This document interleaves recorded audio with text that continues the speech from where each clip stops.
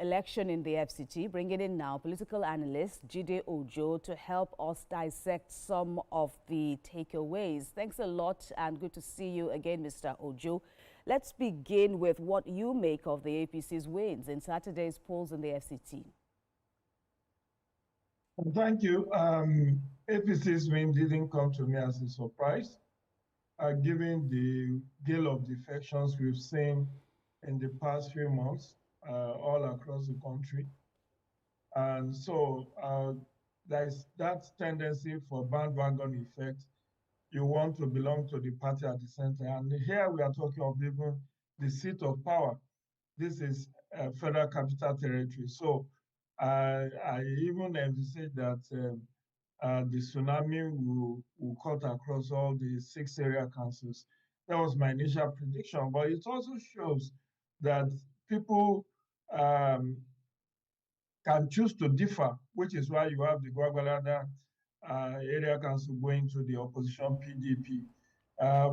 For many people, PDP was dead like Dudu, but PDP has shown some significance and strength by winning the Gwagwalada area council election. That's the beauty of democracy. And that's why, you know, even there are agitations to the effect that INEC should be allowed to conduct all local government elections in Nigeria, given the fact that when you win, if an opposition wins, it gets its victory declared, unlike in many states where State Independent Electoral Commission allegedly will give victory to the ruling party at the state.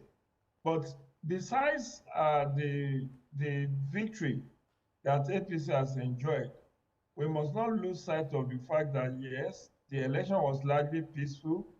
Yes, there were no fatalities. It's true also that the election was concluded at the first ballot. There was no inconclusive election.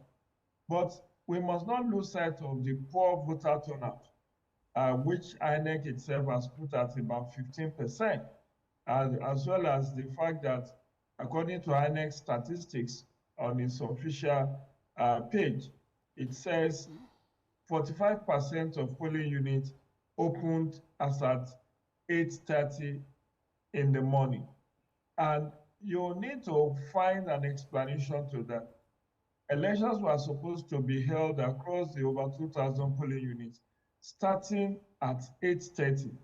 Why should there be less than average of that, less than 50% of that opening at 8:30, and the remaining 55% of polling units opening on or before 10 a.m.? I think these are nagging challenges with INEC conducted elections, where you know, there are logistical challenges where elections don't start as are when due, as are when scheduled. I think INEC under Professor Joash Amupiton, we need to find an antidote to this nagging problem, because INEC, by its own admittance, and I listened to the resident electoral commissioner, who said on Friday that between 2 and 4 p.m. on Friday, the registration area center will have opened for corps members who are going to be on election duty to stay the night at the registration area center, and from there move to the polling units. So why then do we still have elections commencing at only 45% of polling units as at 8:30, and the rest joining in on or before 10 a.m.? These are some of the blights, some of the dark spots, some of the minuses in the just concluded election. But like I said before, we thank God that the election was peaceful. Right. We thank God that it was concluded on the first ballot. Right, and the president having some commendations for the FCT minister, Nyesom Wike, saying his achievements have yielded political dividends to the APC. How does this strike you? Well, it's politics. Perhaps if I were to be the president, I wouldn't be I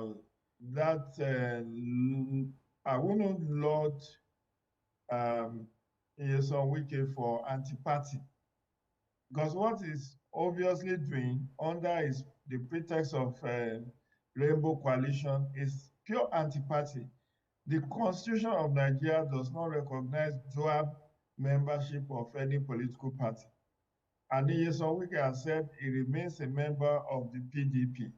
Why then should you be undermining the victory of your own party to promote another person? He had said that he was going to work for the President Bola Tinubu, but President Tinubu was not on the ballot yesterday. Yet, we know that as of last week, he actually masterminded or mediated or lobbied two of the PDP candidates to step down for their APC colleagues in Buhari Area Council and in Amak. Why did he have to do that? That's obvious anti-party. And for the president to say he did well, I think, well, on the ground of delivering victory for the ruling APC, he has done well. But on the moral ground, on the ground of fidelity to your party and party constitution, I think it can be faulted because this is a clear case of anti-party, which I don't think is exemplary if we want to say the truth. All right, let's also talk about the arrests made by the EFCC. Of course, there were reports that a number of persons were arrested across the FCT during the conduct of the elections.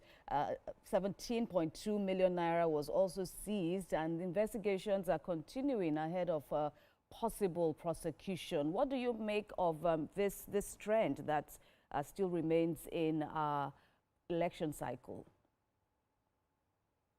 Again, it's one of the dark spots of our elections, issue of vote buying.